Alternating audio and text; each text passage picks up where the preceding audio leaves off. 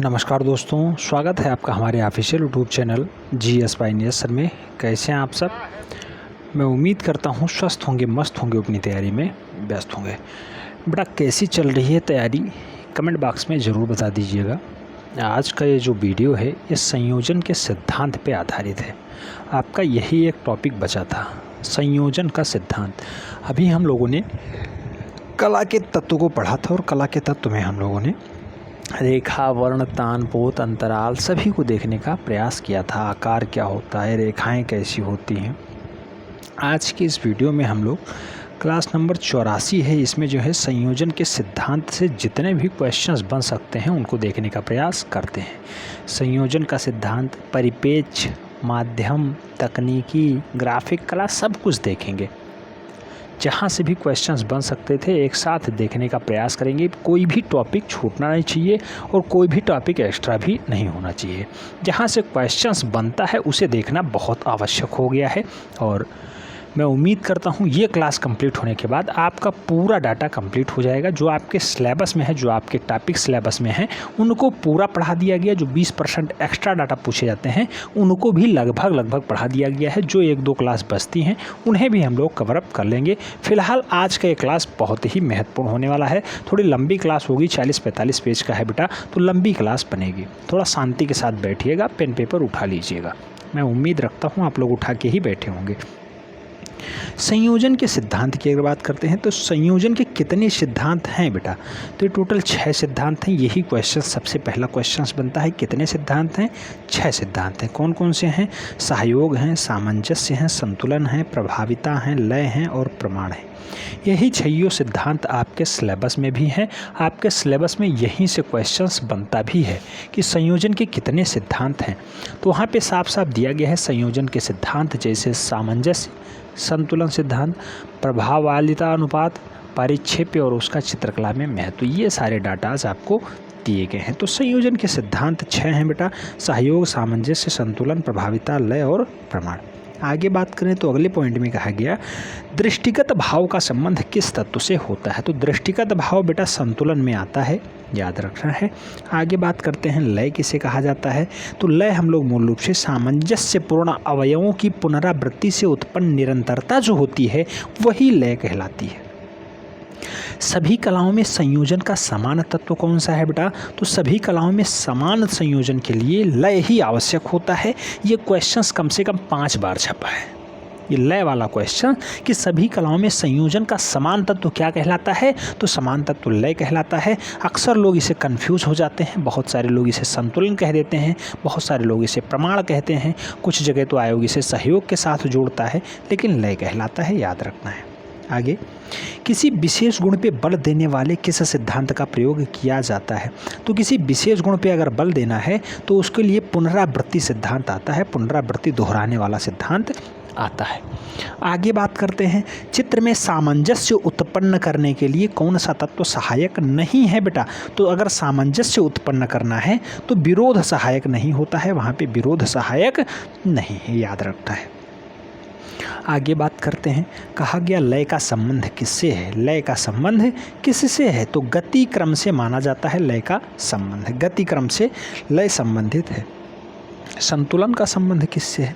तो चित्र में जो चित्रतल है उसके विभिन्न भागों से संतुलन का संबंध माना जाता है। चित्रतल के विभिन्न भागों से संतुलन का संबंध माना जाता है।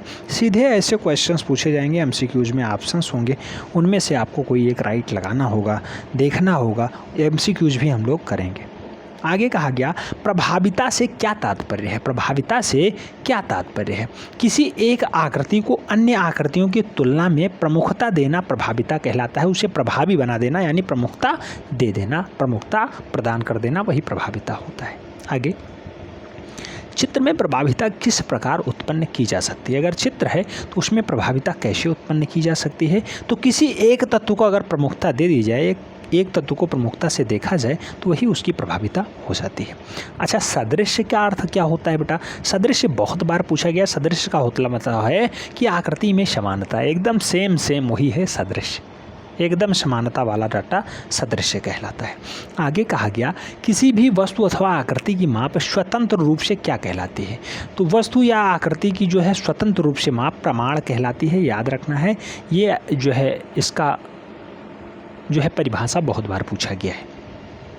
प्रमाण से क्या तात्पर्य है बेटा, अनुपात में ही प्रमाण होता है, याद रखना है, अनुपात में ही प्रमाण होता है। आगे हम लोग बात करें तो आपके सिलेबस में आता है बेटा जो है पारिक्षेप्य। तो पारिक्षेप्य भी हम लोग देख ले रहे हैं कि पारिक्षेप्य क्या होता है।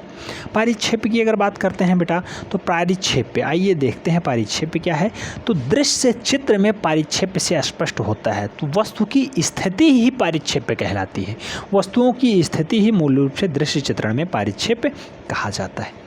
पारिक्षेप्य चित्र में किस प्रकार सहायक है। तो पारिक्षेप्य चित्र में मूल रूप से कैसे सहायक माना जाता है, पारिक्षेप्य के माध्यम से द्विआयामी धरातल पे वस्तुओं का चित्र त्रयामी प्रभाव के साथ दर्शाया जाता है, वही है पारिक्षेप्य। आगे बात करें स्थिर बिंदु क्या होता है। स्थिर बिंदु क्या होता है, तो जिस स्थान पे खड़े होकर के कलाकार दृश्य को देखता है वही उसका स्थिर बिंदु कहलाता है। आगे अगर बात करते हैं अदृश्य बिंदु क्या होता है बेटा, तो अदृश्य बिंदु उसे कहा जाता है क्षितिज रेखा के वह बिंदु जहां आकृतियों की दोनों अथवा तीनों ओर से सीमाएं आकर के मिल जाएं, तीनों ओर से रेखाएं आकर के मिल जाएं, उसे हम लोग अदृश्य बिंदु कहते हैं। देखा ना जा सके वो वाला बिंदु अदृश्य बिंदु कहलाता है। आगे अगर बात करते हैं तो कहा गया कि दृष्टिपथ किसे कहते हैं। दृष्टिपथ किसे कहते हैं, तो बेटा स्थिर बिंदु को दृष्टि बिंदु से मिलाने वाली रेखा को हम लोग दृष्टिपथ के नाम से जानते हैं। स्थिर बिंदु को अगर दृष्टि बिंदु से मिला दिया जाए तो वही रेखा जो है दृष्टिपथ कहलाती है। आगे स्थिति जन्य लघुता क्या है। स्थिति जन्य लघुता क्या है, तो किसी निश्चित कोण से वस्तु को देखने पर उसमें जो लघुता आ जाती है उसे हम लोग स्थिति जन्य लघुता कहते हैं। आगे कहा गया इसका पारिक्षेप्य सिद्धांत में महत्व क्या होता है, तो स्थिति जन्य लघुता का जो पारिक्षेप्य में सिद्धांत है बेटा वो दूरी और नैकट्य का सिद्धांत होता है। दूरी और निकट से जो है ये डिनोट होता है। आगे एक मकान का अंकन पारिक्षेप्य के सिद्धांत के हिसाब से कैसा है, तो अगर मकान बनाया जाएगा बेटा तो रेखीय परिक्षेप्य में बनाया जाता है। क्वेश्चंस टीजीटी में कम से कम 10 बार ये पूछा गया, 10 बार छपा हुआ क्वेश्चंस है। इतना बार आया है कि लोग अक्सर कन्फ्यूज आ जाते हैं कि ये क्वेश्चंस कहाँ से यहाँ पे दिखाई दे गया है। ठीक है, आगे हम लोग बात करते हैं ग्राफिक कला के बारे में, माध्यम और तकनीकी के साथ साथ ग्राफिक कला। तो बेटा तकनीकी किसे कहते हैं हम लोग, तो कलाकारों की चित्र रचना की जो प्रविधा है वही तकनीकी कहलाती है। ये भी बहुत बार जो है इसका जो है डाटा पूछा गया है तकनीकी के बारे में। निम्नलिखित में से कौन रूपप्रद कला का तत्व नहीं माना जाता है, तो बेटा कोलाज कभी रूपपद का जो है माध्यम नहीं माना जाता है, इसका तत्व नहीं माना जाता है। आगे बात करते हैं उत्कीर्णन कार्य किसके द्वारा संपादित होता है, तो बेटा उत्कीर्णन का जो कार्य है वो मूर्तिकार के द्वारा सदैव संपादित होता है। मूर्तिकार ही इसमें राइट आंसर होगा, मूर्तिकार ही इसमें आगे आता है। उत्कृष्ट छाया चित्र को क्या कहा जाता है, तो जो उत्कीर्ण छाया चित्र है बेटा, उत्कीर्ण छाया चित्र को हम लोग इटैंग्लियो कहते हैं। इटैंग्लियो कहते हैं जो उत्कीर्ण किया जाता है छाया चित्र, उसे हम लोग इटैंग्लियो के नाम से जानते हैं, उसे इटैंग्लियो के नाम से ही पुकारा जाता है। निम्नलिखित में से कौन चित्रकला में प्रयुक्त नहीं होता है, तो इटैंग्लियो कभी भी चित्रकला में प्रयुक्त नहीं किया जाता है।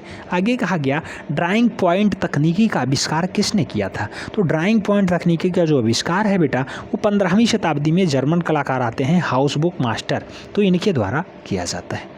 ड्राइंग पॉइंट के आरंभिक कलाकार में सबसे प्रसिद्ध कौन था, तो आरंभिक कलाकारों में अल्ब्रेक्ट ड्यूरर सबसे फेमस रहा है ड्राइंग पॉइंट के लिए। अल्ब्रेक्ट ड्यूरर सबसे फेमस रहा है ड्राइंग कला के लिए। आगे बात करते हैं किस कलाकार ने अपनी कई प्रसिद्ध कृतियाँ जैसे सनी द टाइमर के लिए ड्राइंग पॉइंट तकनीकी का खूब प्रयोग किया है, खूब अच्छे से प्रयोग किया है, तो एलेक्स कॉटेज ने ऐसा कारनामा करके दिखाया है। Alex cottage. आगे ड्राइंग पॉइंट्स के लिए किस सुई का इस्तेमाल किया जाता है, तो ड्राइंग पॉइंट्स के लिए बेटा डायमंड की सुई का प्रयोग किया जाता है। याद रखना है डायमंड की सुई का प्रयोग किस में किया जाता है, ड्राइंग पॉइंट्स में किया जाता है। आगे निम्नलिखित में से कौन सा कागज़ चित्रकला हेतु प्रयुक्त होता है, तो यहाँ पे बेटा हैडमैन पेपर आता है, कार्टेज पेपर आता है और कैंट पेपर आता है, तो सभी प्रकार के पेपरों का प्रयोग यहाँ पे किया जाता है। हैंडमैन, कार्टेज और कैंट पेपर का प्रयोग यहाँ पे किया जाता रहा है। आगे बात करते हैं A4 कागज़ की वास्तविक माप क्या होती है। बेटा क्वेश्चन कम से कम 4 बार छपा है। A4 जो है कागज़ का वास्तविक माप क्या है, 210 × 297 में यही क्वेश्चन बार बार छपता है। अगर इंच में बात करें तो बेटा इंच में है 8.27 इंच × 11.70 इंच इसका साइज होता है। अच्छा, कागज़ का आविष्कार चीन में किसने और कब किया था, तो ताइन लुन ने किया है। बेटा ताइन लुन ने 105 ईस्वी में, ये गलत लिखा हुआ है बेटा, ये 1400 ईस्वी के आसपास लगभग होता है। 1400 ईस्वी के आसपास कागज़ का आविष्कार चीन में होता है और 1400 ईस्वी के आसपास होता है, तो इसे सही कर लीजिएगा, ये 1400 ईस्वी हो जाएगा। ठीक है, आगे बात करते हैं। भारत में कागज़ बनाने का कारखाना सबसे पहले कहाँ और कब स्थापित होता है, तो सबसे पहले कोलकाता में लगता है बेटा। 1882 का वो सन होता है जब भारत में कागज़ का कारखाना लगाया जाता है। अगला पॉइंट कहा गया टेराकोटा आर्मी संग्रहालय कहाँ सुरक्षित है बेटा, तो टेराकोटा आर्मी संग्रहालय जो है ये चीन के सियान शहर में पाया जाता है। चीन के सियान शहर में ही स्थित है। आगे हम लोग बात करते हैं, क्वेश्चंस पूछा जाता है टेलीविज़न मीडियम पे प्रचार की कीमत का आधार क्या होता है। क्वेश्चंस बहुत बार छपा है कि टेलीविज़न माध्यम में जो है प्रचार किस पे किया जाता है, तो बेटा जितने समय का आप प्रचार करवाएंगे, 5 second, 10 second, 15 second, 2 minute, 5 minute, उसका पैसा लिया जाता है। तो समय के अनुसार जो है इसका कीमत निर्धारित होता है। प्रचार का कीमत जो है समय के अनुसार निर्धारित होता है टेलीविज़नों पर। आगे, जल रंग चित्रण में पोत का प्रभाव किस कागज़ पे अच्छा उभरता है, तो जो जल रंग है उसमें पोत का प्रभाव सबसे अच्छा जो उभरता है वो मोटा कागज़ पे उभरता है, याद रखना है। आगे बात करते हैं जल रंग पेंटिंग को जल में कितनी बार डुबाना चाहिए, तो जल रंग पेंटिंग को आवश्यकता अनुसार डुबाना है, कोई फिक्स नहीं है कि 4 बार, 6 बार, 10 बार या 20 बार डुबाना है। ठीक है, तो अपनी आवश्यकता अनुसार डुबाया जाता है। एचिंग का आविष्कार किसने और कब किया था बेटा, तो एचिंग का आविष्कार याद रखना है जर्मनी के हैं के डेगनल हॉफर साहब खोजते हैं। ये 1470 से 1536 ईस्वी के मध्य मूल रूप से खोज देते हैं। कई जगह 1515 ईस्वी भी माना जाता है। तो डेगनल हॉफर ने खोजा है एचिंग का आविष्कार और मूल रूप से जर्मनी के रहने वाले हैं। ये आपको नाम याद रखना होगा। आगे बात करते हैं, अगला पॉइंट कहा जाता है कापर व जस्ते की चादर का प्रयोग किस तकनीकी में होता है, तो कापर और जस्ते के लिए एचिंग में ही प्रयोग किया जाता है। एचिंग तकनीकी जर्मनी की है। डैनियल हाफर साहब इसे खोजते हैं 1515 ईस्वी में, याद रखना है। ग्राफिक विधि किससे संबंधित है बेटा, तो ग्राफिक विधि भी एचिंग से ही संबंध रखती है। आगे बात करते हैं ऑफसेट प्रेस का आविष्कार किसने और कब किया था। क्वेश्चंस बहुत महत्वपूर्ण है बेटा, हल्के मत लीजिएगा, बहुत ही महत्वपूर्ण है, स्टार लगाइए। ऑफसेट प्रेस का जो आविष्कार है बेटा कब और किसके द्वारा होता है, तो रॉबर्ट बार्कले के द्वारा 1875 ईस्वी में इंग्लैंड में जो है ऑफसेट प्रेस को खोज लिया जाता है। किसके द्वारा, रॉबर्ट बार्कले के द्वारा खोजा जाता है। इंग्लैंड के हैं, 1875 में खोजा जाता है। आगे बात करते हैं ऑफसेट प्रेस का विकास हुआ था, तो ऑफसेट प्रेस जो है किस रूप में विकसित होती है, तो इसके 2 संस्करण होते हैं, एक तो टिन मुद्रा पे और दूसरा है कागज मुद्रा पे। टिन मुद्रा पे जो होता है ये 1875 में होता है। इंग्लैंड के रॉबर्ट बार्कले के द्वारा खोजा जाता है टिन मुद्रा वाला, और कागज मुद्रा वाला जो है ये संयुक्त राज्य अमेरिका के एक आते हैं वाशिंगटन रुबेला मूल रूप से कागज मुद्रण पे कार्य करते हैं। तो ऑफसेट प्रेस में कागज मुद्रण पे कार्य करने वाले यूएसए को हैं वाशिंगटन रुबेला, ये वो 1904 ईस्वी में खोज पाते हैं, याद रखना है। अगला पॉइंट जो आता है बहुत महत्वपूर्ण पॉइंट है, समैरिक चल टाइप का आविष्कार कहाँ और कब किसके द्वारा किया जाता है। तो बेटा समैरिक चल टाइप का जो आविष्कार है चीन में होता है 1040 ईस्वी के बीच, बीन सेंग के द्वारा इसे खोजा जाता है। बीन सेंग के द्वारा समैरिक चल टाइप को बनाया जाता है।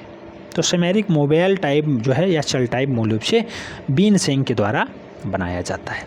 आगे, जोहान्स गुटेनबर्ग ने यूरोप में धातु चल टाइप का आविष्कार कब किया, तो जोहान्स गुटेनबर्ग ने यूरोप में जो है 1450 ईस्वी में धातु चल टाइप को खोजने का काम किया है। आगे हम लोग कहते हैं, बात किया गया कि कागज़ की कतरनों पे बनाए जाने वाले चित्र को क्या कहते हैं। क्वेश्चंस कम से कम 5 बार छपा है। कागज़ की कतरनों से बनाया गया चित्रण जो है कोलाज कहलाता है। इसे चिप जो है आपस में चिपका के बनाया जाता है, तो इसे कोलाज कहते हैं बेटा। अगला पॉइंट कहा गया है रंगीन किरणों के रंगों के आधार पे किस शैली में चित्र बनाए गए हैं। तो रंगीन किरणों में रंगों के आधार पे प्रभाववादी शैली के चित्र बनाए गए हैं, प्रभाववादी शैली। आगे हम लोग बात करते हैं ग्लेजिंग। ग्लेजिंग में किस माध्यम का प्रयोग होता है। ग्लेजिंग में वार्निश माध्यम का प्रयोग किया गया है बेटा, वार्निश माध्यम याद रखना है, वार्निश माध्यम। आगे बात करते हैं चित्रतल पे घन के रेखांकन को तकनीकी भाषा में क्या कहा जाता है। तो चित्रतल पे घन के रेखांकन को हम लोग चित्रतलीय कहते हैं, याद रखना है, चित्रतलीय। आगे बात करें तो घूमने पे श्वेत रंग उत्पन्न करने वाला वर्णचक्र का आविष्कारक कौन है बेटा। तो घूमने पे श्वेत रंग उत्पन्न करने वाला का जो आविष्कारक है उसे हम लोग न्यूटन के नाम से जानते हैं, और घूमने पे श्वेत रंग उत्पन्न हो जाए उसे न्यूटन ही खोजते हैं। ऐसा वर्णचक्र न्यूटन ही जो है खोज के निकालते हैं। आगे खुरच कर रेखांकन करने वाला उपकरण क्या कहलाता है। स्क्रैबलर कहलाता है बेटा, स्क्रैबलर, स्क्रैबलर मूल रूप से कहलाता है। जो खुरच करके रेखांकन किया जाता है उसके लिए स्क्रैबलर प्रयोग किया जाता है। रंग खुरच करके रेखांकन करने की पद्धति को हम लोग क्या कहते हैं बेटा। तो एंटी क्रेन पद्धति उसे कहा जाता है, एंटी क्रेन पद्धति। आगे इनमें से किसमें पारदर्शी माध्यम होता है। तो जल रंग ही आर पार दिखाता है बेटा। क्वेश्चंस कम से कम 2 से 3 बार छप चुका है। पारदर्शी माध्यम कौन सा है। तो जल रंग ही पारदर्शी माध्यम माना जाता है। आगे मोम द्वारा भित्ति चित्रण विधि को क्या कहते हैं बेटा। तो मोम के द्वारा जो भित्ति चित्रण किया जाता है उसे हम लोग एनकास्टिक विधि कहते हैं बेटा। एनकास्टिक विधि आपको याद रखना होगा, नाम बहुत महत्वपूर्ण है, आपकी परीक्षा के लिए भी बहुत महत्वपूर्ण डाटा है। आगे बात करते हैं एल्यूमिनियम प्लेट पे एचिंग की जाती है। तो एल्यूमिनियम प्लेट पे जो एचिंग होती है बेटा वो कास्टिक सोडा से की जाती है, कास्टिक सोडा से। अच्छा, प्रकाश तथा अंधेरे का प्रभाव दिखाने के लिए किस तकनीकी शब्द का प्रयोग किया जाता है। और प्रकाश और अंधेरा अगर दिखाना है तो उसे हम लोग चेरा स्क्यूरो को प्रयोग करते हैं। चेरा स्क्यूरो शब्द है उसका प्रयोग किया जाता है। आगे बात करते हैं किस विधा में विविध प्रकार के सामग्री का निर्बाध प्रयोग किया जाता है बेटा। तो विविध प्रकार की सामग्री मूल रूप से कोलाज में ही की जाती है। छोटे छोटे कागजों के टुकड़े से चिपका के मूल रूप से कोलाज का चित्रण किया जाता है, यही है कोलाज पद्धति। आजकल सबसे अधिक प्रचलित माध्यम कौन सा माना जाता है बेटा। तो एक्रेलिक पद्धति सबसे अच्छी मानी जाती है और सबसे ज़्यादा प्रयोग भी होती है। आगे चित्रकला में कलम शब्द का प्रयोग किस अर्थ में होता है। तो बेटा कलम शब्द का जो प्रयोग है वो शैली के रूप में ही होता है कि इस शैली या ये कलम इस शैली के रूप में जाना जाता है। कौन सी विशेषता जो है कठपुतली, रंगीन कांच और बाटिक सब में मिलती है। तो बेटा चाहे कठपुतली हो, चाहे रंगीन कांच हो, चाहे बाटिक कला हो, मूल रूप से सब जगह रंग दिखाई देता है, तो रंगों के लिए फेमस है। भित्तीय चित्रण में किस प्रकार के रंग को है माना जाता है। तो भित्तीय चित्रण के लिए बेटा खनिज रंगों का प्रयोग खूब अच्छे से हुआ है। चाहे जिस शैली में आप देखेंगे भित्तीय चित्रण के लिए खनिज रंग खूब प्रयोग हुए हैं। आगे रंग के छोटे छोटे बिंदु पास रखने को क्या कहा जाता है। तो स्टपलिंग उसी को कहा जाता है। रंग के छोटे छोटे बिंदुओं को आप पास रखें उसे स्टपलिंग कहा जाता है, याद रखना है। आपस में चिपकाना कहा जाता है उसे। नेक्स्ट, चित्रतल पे अमिश्रित रंग के छोटे छोटे बिंदु रख करके आकृति बनाने को क्या कहा जाता है। तो बेटा चित्रतल पे अगर अमिश्रित रंग हैं जो है आपस में मिले हुए नहीं हैं, उनके छोटे छोटे बिंदु रख करके जो काम किया जाता है उसे हम लोग बिंदुवाद के नाम से पुकारते हैं, बिंदुवाद के नाम से जानते हैं। आगे सीधा तथा परस्पर काटी हुई परस्पर रेखाएं खींचने को क्या कहते हैं बेटा। तो सीधी और परस्पर काटती हुई रेखाओं को अगर हम लोग खींचा जाए और पास पास रेखाएं खींची जाएं तो उसे हम लोग हैचिंग के नाम से जानते हैं, हैचिंग। आगे किताब के पिछले सिर को कहा जाता है 4H कहा जाता है। किताब का कोई भी पिछला सिरा है बेटा उसे हम लोग 4H के नाम से जानते हैं, 4H, ठीक है। विज्ञापन के पितामह किसे कहा जाता है। तो डेविड ओगिलवी को कहा जाता है। क्वेश्चंस बेटा ये छप चुका है। विज्ञापन का पितामह किसे कहा जाता है। तो डेविड ओगिलवी को कहा जाता है। ये एक ही वीडियो आपको लगभग 10 क्वेश्चनों से सामना करवाएगा बेटा। एक ही वीडियो से 10 नंबर आएंगे। हल्के मत लीजिएगा, नोट डाउन कर लीजिएगा। सभी पॉइंट इंपॉर्टेंट हैं। जिस पे हम विशेष फोकस करते हैं वो तो बहुत ही महत्वपूर्ण है। आप प्रीवियस ईयर सॉल्व करेंगे तो दिखाई देगा कि इसका महत्व क्या है। आगे हम लोग बात करते हैं तो कहा गया कि कन्फेसेशंस ऑफ द एडवर्टाइजिंग मैन पुस्तक के लेखक कौन है। तो डेविड ओगिलवी को ही लिखा है ये पुस्तक, जिसे विज्ञापन के पितामह हम लोग कहते हैं। उन्होंने ही कन्फेक्शंस ऑफ ए एडवर्टाइजमेंट मैन को लिखने का काम किया। ये पुस्तक 1963 ईस्वी में प्रकाशित हो पाती है। एक एक करके फिल्मांकन करके वस्तुओं को जीवंत बनाता है। क्या बेटा? तो एनिमेशन के द्वारा ऐसा कारनामा किया जाता है, एनिमेशन उसे कहते हैं। निम्नलिखित में से कौन सा जल रंग आर्द्र माध्यम नहीं है? तो कौन सा जल रंग आर्द्र माध्यम नहीं होता है बेटा? तो पेस्टल रंग में आर्द्र नहीं होता है, याद रखना है। विज्ञापन में शब्द कैंपेन आया है, कैंपेन कहाँ से आया है बेटा? तो कैंपेन मिलिट्री से आया है, याद रखना है, मिलिट्री यानी आर्मी से आता है। निम्नलिखित में से कौन सी कला दृश्य कला के अंतर्गत आती है? तो दृश्य कला के अंतर्गत चित्रकला आती है बेटा, याद रखना है, देखने वाली कला चित्रकला है। आगे, सामान्य पेंसिल में कौन सी सामग्री प्रयुक्त होती है? तो बेटा ग्रेफाइट प्रयोग किया जाता है। नॉर्मली जो आजकल की पेंसिल होती हैं उसमें ग्रेफाइट का प्रयोग खूब अच्छे से किया जाता है। आगे, निम्न में से सबसे सॉफ्ट लेड, सबसे मुलायम नोक वाली पेंसिल कौन सी होती है बेटा? तो 9B पेंसिल जो है वो सबसे मुलायम यानी सॉफ्ट लेड वाली या सॉफ्ट लेड वाली पेंसिल मानी जाती है। आधुनिक लेड पेंसिल का आविष्कारक कौन माना जाता है? तो एन.जे. कॉन्टे ने आधुनिक लेड पेंसिल को जो है इस्टेब्लिश किया था, जो है आविष्कार किया था, उसको बनाया था। आगे बात करते हैं, कहा गया ईगल पेंसिल कंपनी की स्थापना किसने और कब कहाँ पे की थी? तो बेटा ईगल पेंसिल कंपनी को किसने बनाया था? तो बेरेबियन आप्रवासी डेनियल बेरोजाइल्मर ने मूल रूप से 1856 ईस्वी में न्यूयॉर्क शहर में इस्टेब्लिश किया था। इतना बड़ा नाम है कि पढ़ने में भी दिक्कत हो रही है। तो बेरोबियन अप्रवासी डेनियल बेरोजाइमल ने मूल रूप से 1856 ईस्वी में न्यूयॉर्क शहर में पहली कंपनी इस्टेब्लिश की थी ईगल पेंसिल के लिए। कौन सा वैज्ञानिक ईगल पेंसिल का प्रयोग विशेष रूप से करता था? तो थॉमस एडिसन ईगल पेंसिल का प्रयोग खूब अच्छे से काम किया करते थे। थॉमस एडिसन इसका प्रयोग ज़्यादा किए हैं ईगल पेंसिल का। आगे बात करते हैं, कहा गया विसेंट वान गॉग ने अपने चित्रों के लिए मुख्य रूप से किस पेंसिल का उपयोग किया है? तो विसेंट वान गॉग ने अपने चित्रों के लिए फेबर पेंसिल का प्रयोग बहुत अच्छे से किया है। फेबर पेंसिल नाम आपको याद रखना होगा। फेबर पेंसिल कंपनी की स्थापना किसने कब और कहाँ पे की थी? तो कास्पर फेबर ने किया है बेटा, 1761 ईस्वी में होता है। स्टीन शहर है जर्मनी में, वहीं पे मूल रूप से कास्पर फेबर ने फेबर पेंसिल को इस्टेब्लिश किया। ग्रेफाइट की खोज कहाँ होती है बेटा? बेबेरिया कहाँ शहर है? जर्मनी में ही ग्रेफाइट खोजा जाता है, याद रखना है। निम्नलिखित में से पेंसिल कितने एंगल पे दिखाई देता है? बेटा पेंसिल 15 एंगल पे दिखाना स्टार्ट कर देता है। 15 डिग्री पे साफ दिखाई देता है। सबसे अधिक पेंसिल के निर्माण के लिए किस लकड़ी का प्रयोग किया जाता है? तो पेंसिल में आप जानते होंगे बीच में ग्रेफाइट होता है, चारों कॉर्नर पे लकड़ी होती है। तो लकड़ी कौन सी है? तो सीडार पेड़ की लकड़ी ज़्यादा प्रयोग की जाती है।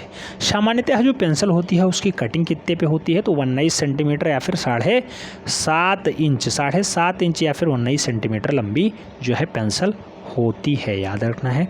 सामान्यतः पेंसिल कैसा होती है बेटा? तो ज़्यादातर हेक्सागोनल होती हैं, नहीं तो गोल होती हैं। आप देखते होंगे कई जगह जो है हेक्सागोनल टाइप का दिखाई देता है, कई जगह गोल दिखाई देता है। तो इस टाइप की पेंसिलें पाई जाती हैं। सर्वाधिक मानक पेंसिल कौन सी है? तो HB पेंसिल सबसे अच्छी मानी जाती है, सबसे मानक पेंसिल मानी जाती है। आगे, बढ़ई पेंसिल होता है, तो बेटा बढ़ई पेंसिल कौन सा होता है? अंडाकार या आयताकार होता है बढ़ई की पेंसिल। टेराकोटा के लिए कौन सी जगह प्रसिद्ध है? तो बेटा उत्तर प्रदेश में टेराकोटा के लिए फेमस जगह है गोरखपुर, जहाँ पे नाथ संप्रदाय का डाटा चल रहा है। और गोरखपुर में ही आप जानते होंगे इस टाइम मुख्यमंत्री अपने यहाँ के गोरखपुर से ही हैं। तो बाबा की नगरी है गोरखपुर, याद रखना है। आगे, तनखा कुंडलित चित्र किस राज्य में पाए जाते हैं? तनखा कुंडलित चित्र किस राज्य में पाए जाते हैं? तो हिमाचल प्रदेश में बेटा तनखा कुंडलित चित्र पाए जाते हैं, याद रखना है। डाटा इंपॉर्टेंट है। अच्छा, लोग नोट्स के लिए इतना ज़्यादा मेहनत कर रहे हैं, इतना ज़्यादा, आज कम से कम 2000 प्लस फ़ोन कॉल्स आए होंगे, किसी का भी नहीं रिसीव हुआ। 600-700 मैसेज, अभी भी 300 कुछ मैसेज पड़ा हुआ है जब मैं क्लास रिकॉर्ड कर रहा हूँ। 84 एडमिशन हमने कर रखा है, 84 प्लस लोगों का डाटा पूरा सेव कर रखा है हमने, जो है उन्हें नोट्स प्रोवाइड कराने के लिए। लगभग इससे ज़्यादा पेमेंट आ चुके हैं।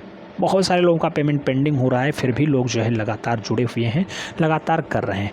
मैंने बार बार बोला कि थोड़ा सा वेट कर लीजिए बेटा, पेमेंट करिएगा, थोड़ा सा वेट करिएगा, आपको निश्चित रूप से सारी जानकारी दी जाएगी। 2 से 3 दिनों में आपके पास डाटा पहुंचेगा।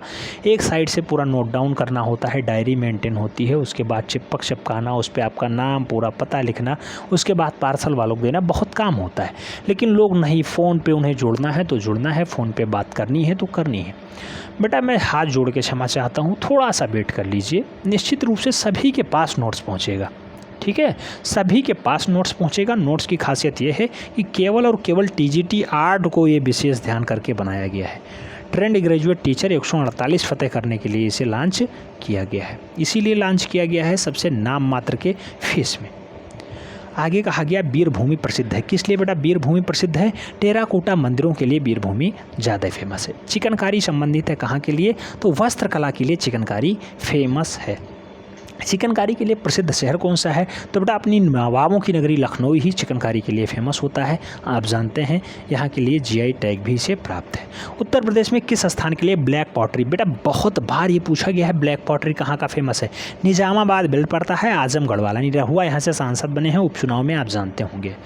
तो आजमगढ़ निजामाबाद में मूल रूप से ब्लैक पॉटरी पाया जाता है। आज आजमगढ़ से भी बहुत सारे जो है नोट्स मंगाने के लिए ऑर्डर आए हैं। आजमगढ़, गोरखपुर, प्रयागराज से तो सबसे ज़्यादा आया है। लखनऊ से अपने लगभग 20 आ चुके हैं। कानपुर शहर से आ चुका है, चित्रकूट से बहुत सारे जगह से आ चुका है। बेटा बहुत सारे लोगों का अभी देख ही नहीं पाए हैं।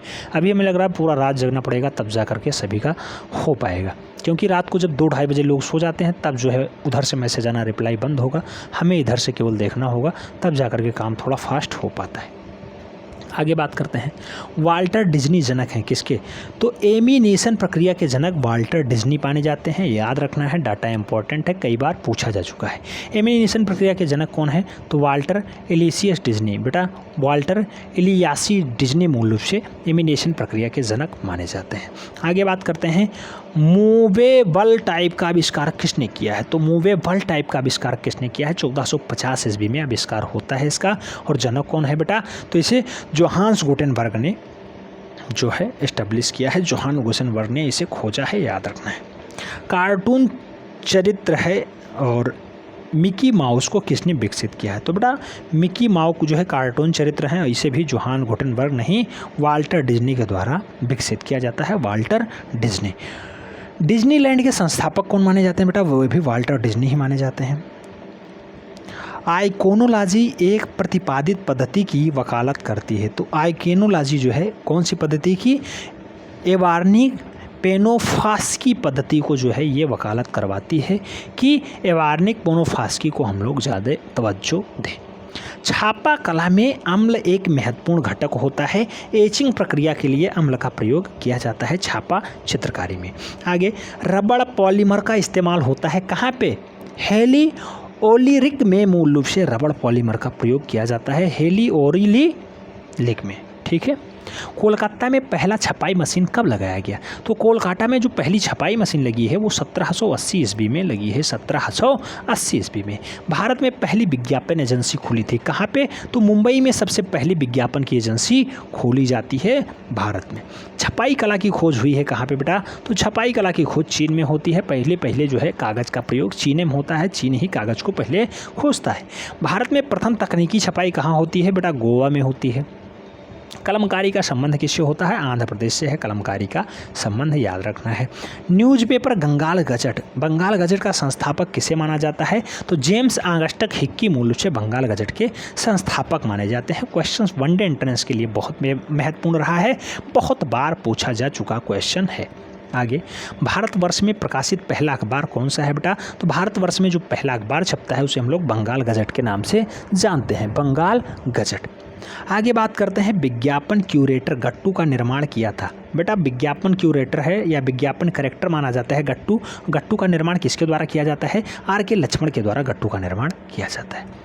हनीमा टेराकोटा किस देश से संबंधित है? तो हनीमा टेराकोटा का जो संबंध है बेटा वो मूल रूप से जापान से है। जापान, याद रखना है, डाटा इंपॉर्टेंट है। कोई चिन्ह, नाम या अन्य तरीका जो किसी कंपनी को उसके प्रयोग करने का न्यायिक एकाधिकार प्रदान करता है, तो बेटा उसे हम लोग ट्रेडमार्क के नाम से जानते हैं। ट्रेडमार्क अन्य तरीका है जिसे हम लोग कंपनी को खोज सकते हैं, तो उसका ट्रेडमार्क होता है। मंडी और झागोर लोक नृत्य किस राज्य का है? तो बेटा झागोर नृत्य और मांडी जो नृत्य है मूल रूप से ये गोवा वाले बेल्ट का है, गोवा राज्य का है, याद रखना है। किस शहर को पीतल की नगरी कहा जाता है? बेटा उत्तर प्रदेश का मुरादानगर शहर है, जिसे हम लोग मूल रूप से पीतल की नगरी के नाम से जानते हैं। मुरादाबाद के लिए भी बहुत सारे नोट्स की बुकिंग हो चुकी है आज की डेट में। विश्व फोटोग्राफी दिवस मनाया जाता है, ये भी क्वेश्चन छप चुका है बेटा। विश्व फोटोग्राफी दिवस कब मनाया जाता है? 19 अगस्त को मनाया जाता है, याद रखना है। अभी आने वाला है। लिथोग्राफी किस कला की विधा मानी जाती है बेटा? तो लिथोग्राफी जो है किसकी? ग्राफिक कला की विधा मानी जाती है, ग्राफिक कला की। आगे हम लोग बात करते हैं, कुछ लोग इसे सोच रहे होंगे विविध के अंतर्गत आता है बेटा, जिसे आप समझना है वहाँ समझ लीजिए, लेकिन लगभग 10 क्वेश्चंस यहाँ से एकदम पक्के हैं। 10 क्वेश्चंस आएंगे, 40-45 पेज हम लोग पढ़ेंगे तो यहाँ पे निश्चित रूप से 10 क्वेश्चंस फंसेंगे। जोहान सेनेफिल्डर ने किसका आविष्कार किया था? तो जोहान सेनेफिल्डर ने मूल रूप से किसका आविष्कार किया? लिथोग्राफी मशीन का आविष्कार किया 1796 ईस्वी में। जर्मन एलांस सेनेफिल्डर लिथोग्राफी के अलावा और किस रूप में प्रसिद्ध हैं? तो बेटा ये अभिनेता भी हैं और नाटककार के रूप में भी जाने जाते हैं। कौन? सेनेफिल्डर साहब एक नाटककार के रूप में भी फेमस हैं और अभिनेता के रूप में भी एक काम कर चुके हैं। एरेना संबंधित है। एरेना का संबंध किससे बेटा? एमिनेशन से है, याद रखना है। एमिनेशन को सजीव बनाने के लिए कितने चित्र प्रति सेकंड रिकॉर्ड किया जाता है? तो बेटा 24 प्रति सेकंड। ये 24 कई बार पूछा गया है, याद रखना है। एमिनेशन को सजीव बनाने के लिए कितने चित्र? तो 24 चित्र प्रति सेकंड निकलना चाहिए, तभी एमिनेशन आपका सजीव रहेगा। तो 24 प्रति सेकंड चित्र निकले तभी एमिनेशन सजीव रहेगा। डाटा इंपॉर्टेंट है, स्टार लगाइएगा इसके ऊपर। बोल्टिक क्लॉथ का उपयोग किस प्रिंटिंग प्रक्रिया में किया जाता है? तो बोल्टिक क्लॉथ का जो उपयोग है बेटा वो सिल्क स्क्रीन छपाई में किया जाता है। सिल्क स्क्रीन छपाई के लिए बोल्टिक क्लॉथ का उपयोग किया जाता है। सेरीग्राफी किसका तकनीकी माना जाता है? तो सिल्क स्क्रीन प्रिंटिंग का जो है उपयोग माना जाता है। सेरीग्राफ में किसका? तो सिल्क स्क्रीन प्रिंटिंग का प्रयोग किया जाता है। वुडकट तकनीकी कौन सी कला के अंतर्गत आती है? तो बेटा वुडकट तकनीकी, डाटा छाप लीजिएगा, वुडकट तकनीकी छापा चित्रकला के अंतर्गत आती है। क्वेश्चंस आ चुका है, आने की प्रबल संभावना भी रखता है, इसलिए नोट डाउन कर लीजिएगा। पत्रिकाओं में सेक्यूलेशन शब्द का अर्थ होता है। तो सेक्यूलेशन के लिए मुद्रित प्रतियों की संख्या माना जाता है, उसे क्यों हम लोग सेक्यूलेशन के नाम से जानते हैं।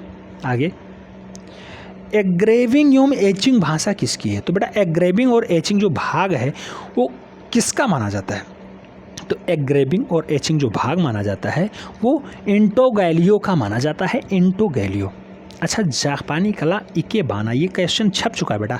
इकेबाना क्या होता है? तो पुष्प संयोजन को हम लोग इकेबाना के नाम से जानते हैं। इकेबाना क्या होता है? पुष्प का संयोजन होता है। डाटा इंपॉर्टेंट है, याद रखना है। जापानी कला है इकेबाना, आ चुका क्वेश्चन है, टीजीटी आर्ट में छप चुका क्वेश्चन है। आगे, थक्का से क्या तात्पर्य है या थंका से क्या तात्पर्य है? तो तिब्बत में कपड़े पर बनने वाला बौद्ध धर्म का चित्र जो है वही थंका कहलाता है बेटा, याद रखना है। तिब्बत वाले बेल्ट में बौद्ध धर्म पे कपड़ों पर बनाया गया चित्रण थंका कहलाता है। डाटा इंपॉर्टेंट है। निम्नलिखित में से मोम का प्रयोग करके किस विधि में चित्रण किया जाता है? तो मोम में प्रयोग करके बाटिक कला में प्रयोग किया जाता है, याद रखना है। बाटिक पेंटिंग की जाती है तो ये कपड़ों पे की जाती है। और बंधक प्रयोग किया जाता है, तो बंधक का प्रयोग कहाँ किया जाता है बेटा? बाटिक चित्रण में ही बंधक का प्रयोग किया जाता है। पेस्टल रंग के लिए उपयुक्त कागज क्या है बेटा? तो भूरा और खुरदरा कागज पेस्टल रंग के लिए सबसे उपयुक्त कागज माना जाता है। आगे, तैल चित्रण का उपयोग माध्यम कौन सा तेल है? तो बेटा अलसी का तेल माना जाता है तैल चित्रण के लिए। डाटा इंपॉर्टेंट है, याद रखना है। तारपीन का तेल ऑयल पेंटिंग में प्रयोग किया जाता है, तो रंगों को पतला करने के लिए तारपीन का तेल मिलाया जाता है। आगे, खनिज रंग में बाइंडर मिलाया जाता है, तो प्राकृतिक ग्लू से मूल रूप से बाइंडर मिल जाता है। आगे बात करते हैं, कहा गया टेम्परा तकनीकी में किस माध्यम का प्रयोग होता है? तो टेम्परा तकनीकी में बेटा एक्रेलिक माध्यम का प्रयोग ज़्यादा किया जाता है, एक्रेलिक माध्यम। कपड़े पे चित्रित चित्रकला का मुख्य स्थल क्या होता है बेटा? तो कपड़े पे चित्रण उदयपुर में ज़्यादा होता है, उदयपुर राजस्थान वाला बेल्ट होता है, याद रखना है। डाटा इंपॉर्टेंट है। आगे हम लोग बात करते हैं, आगे कहा गया प्रसिद्ध टीवी प्रोग्राम आर्ट अटैक आता है, तो आर्ट अटैक किस पे आता है बेटा? डिज्नी पर आता है। ये भी क्वेश्चन आ चुका है और आने की प्रबल संभावनाएं रखता है। आर्ट अटैक कहाँ आता है? डिज्नी पे आता है, याद रखना है। आगे, तारपीन का तेल कहाँ से प्राप्त होता है?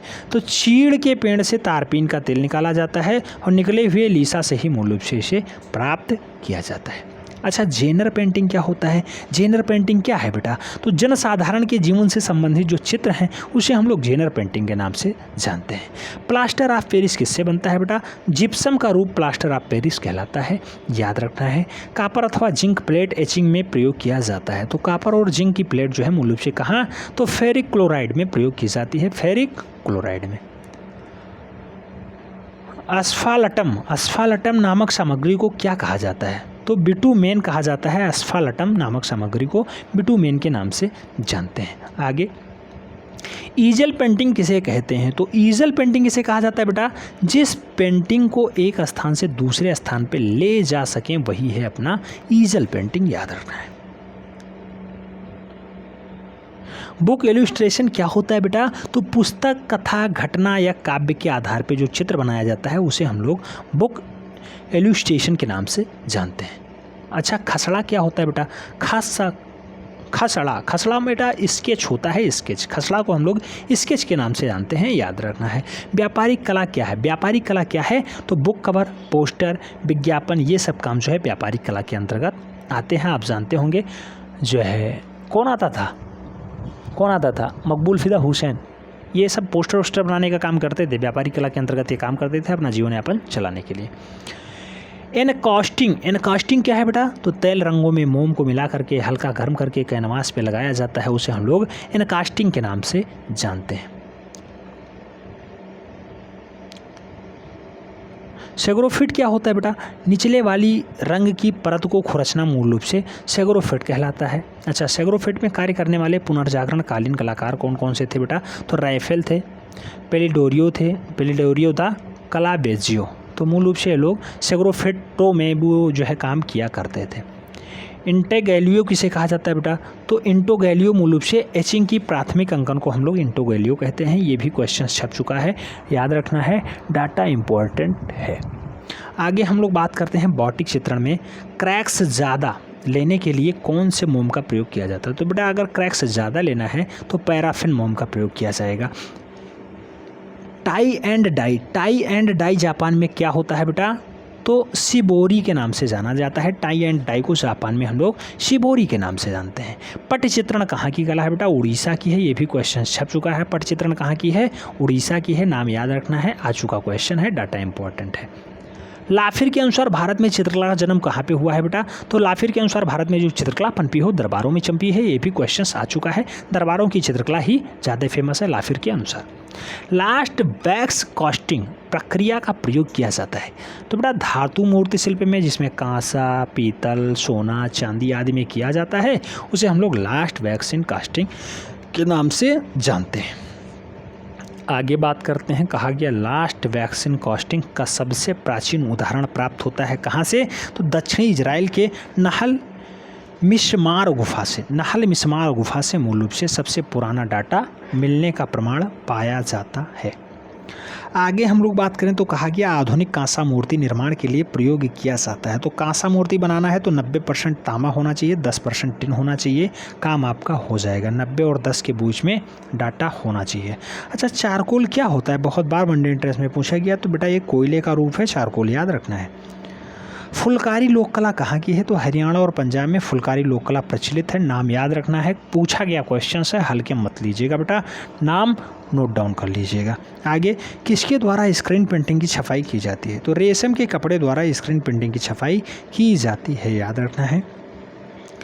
डागरेटाइप पद्धति खोजकर्ता लुइस जैक्स मैंडन डॉगरे, ये 1839 ईस्वी में डागरे पद्धति को खोजते हैं। किससे जुड़ी है बेटा? तो ये फोटोग्राफी से जुड़ी हुई है, याद रखना है। डागरेटाइप पद्धति किससे जुड़ी है? फोटोग्राफी से जुड़ी हुई है। क्वेश्चन पूछा जा सकता है। आगे ग्लास एचिंग के लिए किस एसिड का प्रयोग किया जाता है? अगर ग्लास एचिंग आपको प्रयोग करना है बेटा तो हेक्साफ्लोरोसिस्को एसिड यानी H2SiF6 का प्रयोग किया जाएगा। हेक्साफ्लोरोसिसिक एसिड का प्रयोग होगा किसमें? ग्लास एचिंग में। आगे वुडकट तकनीकी कौन सी विधि के अंतर्गत आती है? रिलीफ पेंटिंग के अंतर्गत वुडकट तकनीकी आती है, याद रखना है, डाटा इंपॉर्टेंट है। भारत में वुडकट तकनीकी का विकास कब और किस चित्रकारों के समय में हुआ है? तो कंपनी शैली में वुडकट तकनीकी आगे आती है, इसे हम लोग पटना शैली के नाम से भी जानते हैं।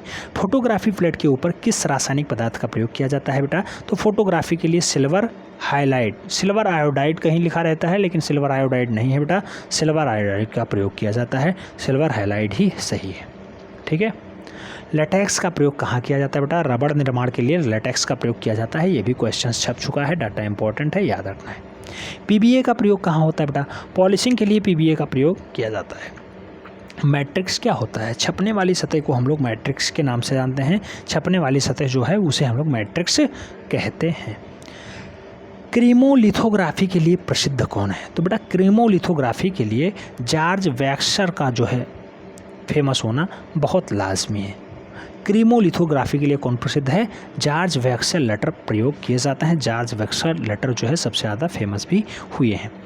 कैलोग्राफी प्रिंटिंग किसके अंतर्गत आती है? तो कैलोग्राफी प्रिंटिंग जो है बेटा वो मूल रूप से एलेनोग्राफी के अंतर्गत आती है। एलेनोग्राफी याद रखना है। निम्नलिखित में से कौन सा रासायनिक पदार्थ फोटोसेंसिटिव नहीं है बेटा?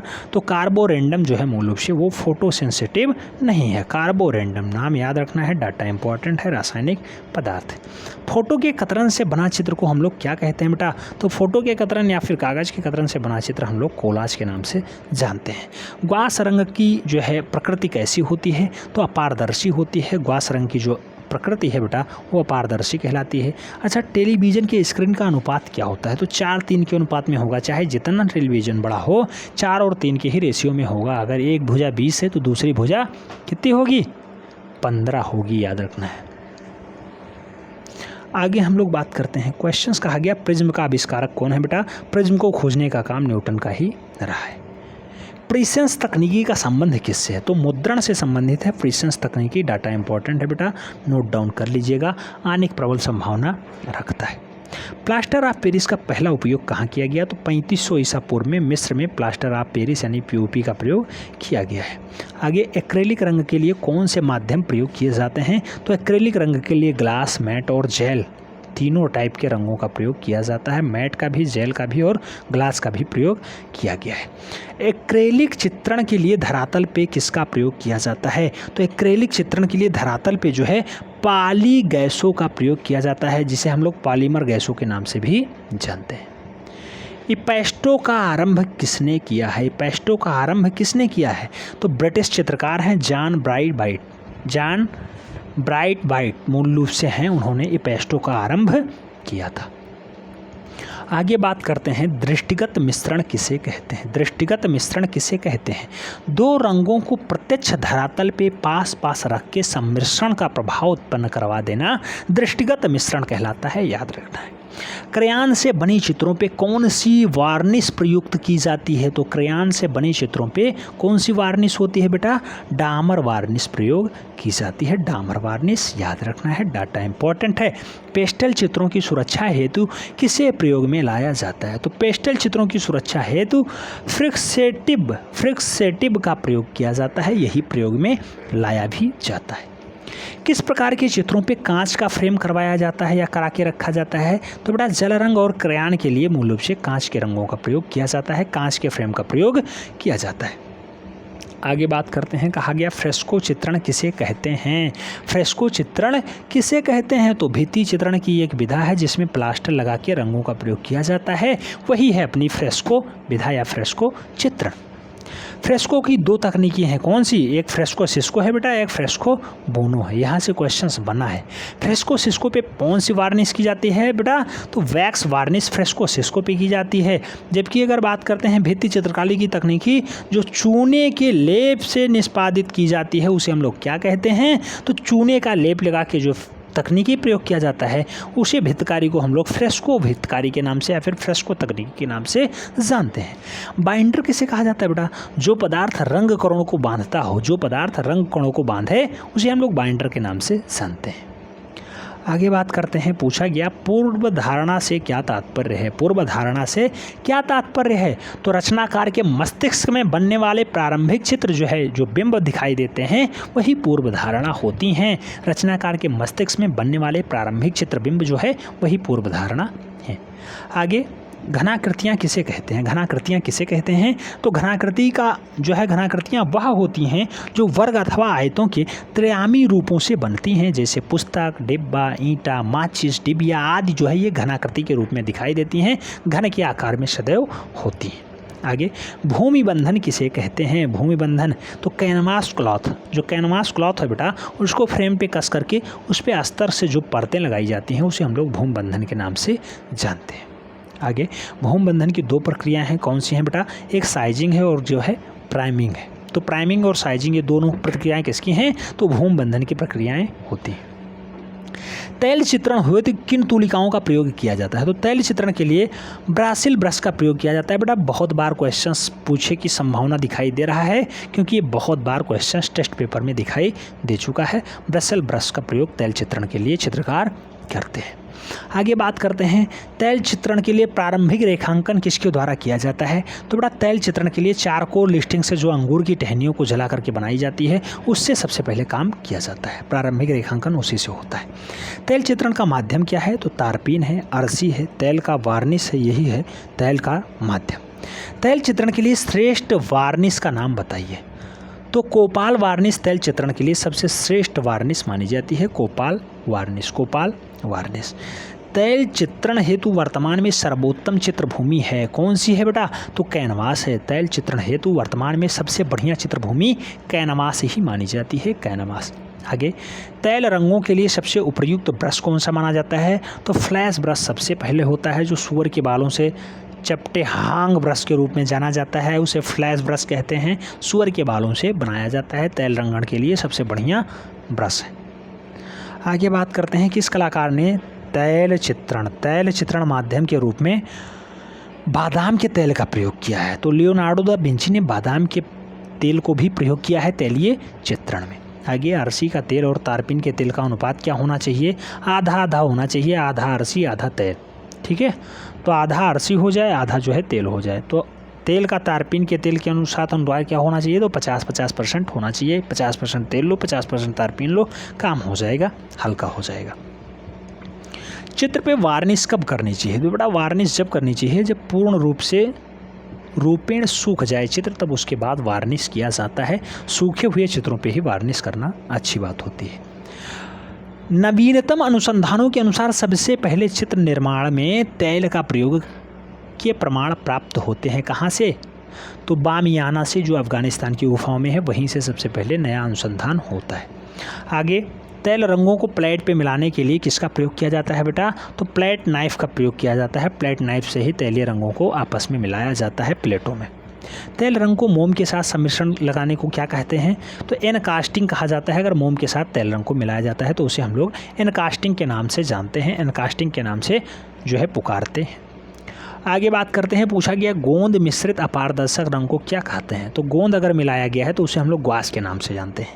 एक ही कोट में संपूर्ण चित्र को पूरा करना क्या कहलाता है? तो आला प्राइमा कहलाता है, आला प्राइमा।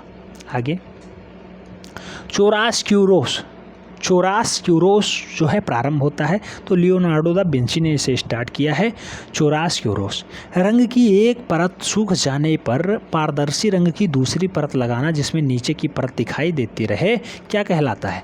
तो ग्लेजिंग कहलाता है। अगर एक परत सूख गई है, दूसरा परत आप लगा रहे हैं और दिख भी रहा है दूर से, तो उसे हम लोग ग्लेजिंग के नाम से जानते हैं। आगे बात करते हैं, पूछा गया फ्रेस्को चित्रण में धरातल पे प्लास्टर की कितनी परत लगाई जाती है? तो बेटा फ्रेस्को चित्रण में धरातल पे 3 परत लगाई जाती हैं, याद रखना है। तैल चित्रण हेतु प्रयुक्त नहीं किया जाता है, तो जल का प्रयोग तैल चित्रण में कभी नहीं होता है, याद रखना है। तारपीन के तेल का ही प्रयोग किया जाता है तैलीय चित्रण में। तैल चित्रण प्रविधा नहीं है, तो बेटा वास की प्रतिभा जो है नहीं मानी जाती है, वास की विधि नहीं है तैल चित्रण वाली, याद रखना है। आगे, तैल चित्रकारी में टोकिंग प्रक्रिया किसने आरंभ किया था, किसने निर्मित किया था? तो सर हेनरी टोंक ने मूल रूप से टोकिंग प्रक्रिया तैलीय चित्रकारी के लिए स्टार्ट किया था, सन हेनरी टोंक। विभिन्न परतों में कार्य हो सकता है, तैल रंग, एक्रेलिक रंग और टेम्परा रंग में मूल रूप से कार्य एक साथ हो सकता है, याद रखना है। सिगरोफिटो विकसित हुई है तो यूरोप में हुई है या 15वीं और 16वीं शताब्दी के मध्य में इटली में काफ़ी लोकप्रिय रहा है सिगरोफिटो। भित्ति चित्रण विधा है टेम्परा, फ्रेस्को और जो है सिगरोफिटो, ये तीनों विधाएं भित्ति चित्रण के लिए जानी जाती हैं। भित्ति चित्रण विधा नहीं है बेटा, किसके लिए नहीं है? तो ब्रोकन कलर के लिए भित्ति चित्रण विधा नहीं मानी जाती है। एक परत में काम किया जाता है तो पोस्टर रंग में एक ही परत में काम हो जाता है। कागज़ को गीला करके किनारों पर गोंद लगा करके पट्टी द्वारा ड्राइंग बॉर्डर पे चिपकाने की क्रिया को हम लोग क्या कहते हैं? तो माउंट करना कहते हैं, उसे हम लोग माउंट करने की प्रक्रिया कहते हैं। आगे, जल रंग चित्रण के लिए उपयुक्त तूलिका कौन सी है? तो सेबल का प्रयोग सबसे अच्छे से जल रंग में किया जाता है। पारदर्शी तकनीकी कौन सी नहीं है बेटा? तो स्क्रम्बिंग जो है वो पारदर्शी तकनीकी नहीं मानी जाती है। एक्रेलिक रंग का आविष्कार किसने किया था? तो 1946 से 49 ईस्वी के मध्य जो है लियोनार्डो बोकैर और जो है सैम गोल्डन आते हैं, उन्होंने जो है एक्रेलिक रंगों का प्रयोग किया, उसी को खोजा। आगे अगर बात करते हैं एक्रेलिक रंगों का प्रयुक्त माध्यम क्या है, तो बेटा ग्लास है, उसके बाद जेल है, देन मैट है। तो ग्लास, जेल और मैट एक्रेलिक रंगों के माध्यम माने जाते हैं। एक्रेलिक चित्रण आरंभ होता है कहाँ से? तो लैटिन ग्रुप से स्टार्ट होता है, याद रखना है। टूथब्रश व हार्ड ब्रश में स्प्रे करना कहलाता है, तो स्पैटरिंग कहलाता है बेटा। स्पैटरिंग के नाम से उसे जानते हैं हम लोग। टूथब्रश और हार्ड ब्रश में हम लोग स्प्रे जब करते हैं तो उसे जो है हम लोग स्पैटरिंग के नाम से जानते हैं। धातुओं का रंग बनाया जाता है। 18वीं शताब्दी में धातुओं में रंग बनाना स्टार्ट हो जाता है, याद रखना है। फ्रेस्को में चित्रण किया जाता था, तो गीली भित्ति पे वहाँ चित्रण होता था। किंचुत नम भित्ति तथा सूखी भित्ति पे भी कई जगह फ्रेस्को में चित्रण हो गया है, ज़्यादातर गीली भित्ति पे किया जाता था। आगे, भारी तथा मोटे मोटे रंगों को स्पैटुला तथा नाइफ से लगाना क्या कहलाता है? तो इम्पेस्टो कहते हैं उसे बेटा। स्टेपला और नाइफ से अगर लगाया जाए तो इम्पेस्टो के नाम से उसे पुकारा जाता है। जिंक वाइट तथा फ्लैक वाइट में से अधिक घना कौन सा है बेटा? तो फ्लैक वाइट ज़्यादा घना माना जाता है। ईजल किसे कहते हैं बेटा? ईजल किसे कहते हैं? तो तैल चित्रों को जिस स्टैंड पे रख करके चित्रित किया जाता है उसे हम लोग ईजल के नाम से जानते हैं। डिपर का प्रयोग किया जाता है। डिपर का प्रयोग कहाँ किया जाता है? तैलीय चित्रण में किया जाता है। क्वेश्चन छप चुका है, ट्रिपल स्टार छापिएगा बेटा इसके ऊपर। कम से कम क्वेश्चन 2 बार आ चुका है, अभी फिर आएगा। जल रंग में कार्य करता है, तो लाइट टू डार्क कार्य करता है, याद रखना है। जल रंग में लाइट टू डार्क ही कार्य होता है, और तैल रंग में तो डार्क टू लाइट होता है, इसका अपोजिट होता है। जल रंग में जो है लाइट टू डार्क होता है, जबकि तैल रंग में डार्क टू लाइट होता है। जल रंग चित्रण के लिए कौन सा धरातल प्रयोग में लाया जाता है? तो उसमें कैंट भी प्रयोग हो जाता है, फेब्रियानो भी हो जाता है, सैंडर्स भी हो जाता है, कार्टेज भी होता है, और व्हाइट्समैन पेपर का भी प्रयोग इसमें हो जाता है, कोई दिक्कत नहीं पड़ती है। आगे अगर बात करते हैं, पूछा गया जल रंग के लिए कौन सी तूलिका सर्वश्रेष्ठ होती है बेटा? तो सेबल की तूलिका सबसे अच्छे से जल रंग में प्रयोग की जाती है। सेबल की तूलिका जो है सबसे अच्छे से यहाँ पे प्रयोग की जाती है। आगे अगर बात करते हैं, पूछा गया फिटवर्ल तूलिका किसे कहते हैं? फिटवर्ल तूलिका किसे कहते हैं बेटा? तो किंचित गोल किनारों वाली सफ़ेद बालों वाली तूलिका को हम लोग फिटवर्ल तूलिका के नाम से जानते हैं। जलरंग चित्रण कहाँ आरंभ होता है? तो 18वीं शताब्दी में इंग्लैंड में स्टार्ट होता है जलरंग चित्रण। जल रंग चित्रण का पितामह किसे कहा जाता है बेटा? तो पाल सैंड बाइट को मूल रूप से जल रंग चित्रण के लिए जाना जाता है, और उसके बाप जो है पाल सैंड बाइट ही हैं, याद रखना है। कुछ विद्वान जल रंग चित्रण का पिता किसे मानते हैं? तो ड्यूरर को मानते हैं, लेकिन ज़्यादातर लोग जो है पाल सैंड बाइट को ही मानते हैं। वास क्या बेटा होता है? वास क्या होता है? तो जल रंग चित्रण की एक विधा है जिसमें केवल और केवल एक रंग को धरातल पे लगा के सुखाने पर उसे बार बार जो है धोना है और पुनः रंगना है, फिर धोना है। इसी को हम लोग वास के नाम से जानते हैं। लगाओ धो, लगाओ धो, लगाओ धो, यही है वास। ठीक है, आगे बात करते हैं। तो कहा गया वास चित्रण का आरंभ भारत में कब माना जाता है? तो बंगाल स्कूल से माना जाता है बेटा। वास चित्रण भारत में कब आया? बंगाल स्कूल से आता है। व्हाइटमैन कागज़ कहाँ उपयुक्त होता है? तो इंग्लैंड की जी व्हाइट्समैन कंपनी ने सबसे पहले व्हाइटमैन कागज़ का प्रयोग किया है। कार्बनिक रंग क्या होते हैं बेटा? तो रासायनिक तत्वों से निर्मित, पशु जगत से निर्मित और वानस्पतिक जगत से निर्मित जो रंग हैं वही कार्बनिक रंग कहलाते हैं। जल रंग चित्रण में हाइट लाइट देखने के लिए क्या करते हैं? तो कागज़ को स्वेच छोड़ देते हैं, हाइट लाइट अपने आप दिखाई दे जाएगा। आगे, तकनीकी के प्रयोग की दृष्टि से जल को कितनी श्रेणी में बांटा गया है? 2। एक अपारदर्शक जल होता है, एक पारदर्शक होता है। पारदर्शक में आता है वास, आला प्राइमा और स्पंजिया, जबकि अपारदर्शक में क्या होता है बेटा? स्टपलिंग, स्कम्बलिंग और ड्राई ब्राइसिंग ग्रॉस, और ग्वास भी इसी में आता है अपारदर्शक में। ठीक है, ग्वास किसे कहा जाता है? तो जल रंग को अपारदर्शक गोंद मिला करके मिश्रित कर दिया जाए, उसी विधा में बॉडी कलर के नाम से भी इसे जानते हैं। किसको? ग्वास को। ग्वास को हम लोग बॉडी कलर के नाम से भी जानते हैं। इसमें गोंद मिला करके काम होता है। टेम्परा चित्रण माध्यम के रूप में किस पायस का प्रयोग किया जाता है? पायस होता है बेटा अंडा, दूध, गोंद और ग्लिसरीन, इसमें टेम्परा के प्रयोग होते हैं। आगे, टेम्परा चित्रण के लिए कौन सा ब्रश प्रयोग किया जाता है बेटा? सेबल और ब्रसेल्स का ब्रश प्रयोग किया जाता है टेम्परा के लिए। टेम्परा चित्रण किस तल पे किया जाता है बेटा? तो वह तल कौन सा है? लकड़ी के धरातल पे बनाया गया casein ground, gypsum ground, enamel की परत लगाई गई धातु की प्लेट पे मूल रूप से टेम्परा चित्रण किया जाता है। किस माध्यम में रोगन किया जाता है? रोगन, तो बेटा रोगन तैलीय माध्यम में ज़्यादातर होता है। आगे, बिंदुवर्तना का प्रयोग किसने किया है? तो सोरा और सिग्नेक ने नव प्रभाववाद के अंतर्गत बिंदुवर्तना का प्रयोग किया है। आगे, स्फूमेंटा क्या होता है बेटा? स्फूमेंटा क्या होता है बेटा? तो स्फूमेंटा मूल रूप से इस मंजिंग अर्थात कठोर किनारों को अंगूठे या अंगुली की सहायता से मिक्स करके हुए कठोरता को कम करना मूल रूप से स्फूमेंटा कहलाता है। स्फूमेंटा क्या है? तो रेखांकन है तो लाल रंग का चाक जो है प्रयोग किया जाता है, वही है स्फूमेंटा। आगे अगर हम लोग बात करते हैं तो आगे कहा गया है कि सैगनो ड्राइंग किस शताब्दी में प्रचलित हुआ है? तो सैगनो ड्राइंग जो है बेटा वो 14वीं शताब्दी में प्रचलित हुआ है। एक्वार्टिंग किसे कहते हैं? तो एक्वार्टिंग मूल रूप से इटैंग्लियो की वह तकनीकी है जो जल रंग वास के समान प्रभाव उत्पन्न करती है, उसे हम लोग एक्वार्टेंट के नाम से जानते हैं। स्टाइल शब्द किससे बना हुआ है? तो बेटा स्टाइल शब्द जो है लातिन शब्द से बना हुआ है, लातिन शब्द स्टाइलिश से बना हुआ है, तो उसी स्टाइल को कहा जाता है। थ्री पेंसिल्स तकनीकी क्या होती है बेटा? तो थ्री पेंसिल्स में मूल रूप से हम लोग थ्री पेंसिल का एक साथ ही स्केच का प्रयोग होता है। ब्लैक पेंसिल, श्वेत यानी चाक पेंसिल और जो है सेग्न्यून, ये तीनों साथ में प्रयोग किए जाते हैं, वही है थ्री पेंसिल्स। ग्राफिक किसे कहते हैं बेटा? एक धरातल पे अंकन करके दूसरे पर छापना मूल रूप से ग्राफिक कहलाता है। एक पे अंकन करो दूसरे पे छाप दो, वही है ग्राफिक। ग्राफिक के अंतर्गत कौन सी प्रविधा आती है बेटा? तो एचिंग आती है, वुडकट आती है, एनग्रेविंग आती है और सेरीग्राफी आती है, ये सब ग्राफिक के अंतर्गत ही आ जाते हैं। रंग पटल किसे कहते हैं या फिर रंग पैटल किसे कहते हैं? तो रंगों के सम्मिश्रण करने की एक लकड़ी या प्लास्टिक की प्लेट को मूल रूप से हम लोग रंग पैलेट के नाम से जानते हैं, रंग पैलेट के नाम से जानते हैं। ब्लेडिंग किसे कहा जाता है? ब्लेडिंग किसे कहा जाता है बेटा? तो ब्लेडिंग के लिए अगर बात करते हैं, दो रंगों को कोमलतापूर्वक कैनवास पे तूलिका द्वारा मिश्रित करना ब्लेडिंग कहलाता है। चार टान किसे कहा जाता है? चार टान किसे कहा जाता है बेटा? तो चार टान के लिए ट्राइंग ब्लेडिंग करने के लिए कागज को कस करके लपेट करके पेंसिल के आकार का टूल दे देना चार कांच कहलाता है या फिर चार टान कहलाता है। टारचान कहलाता है, ठीक है।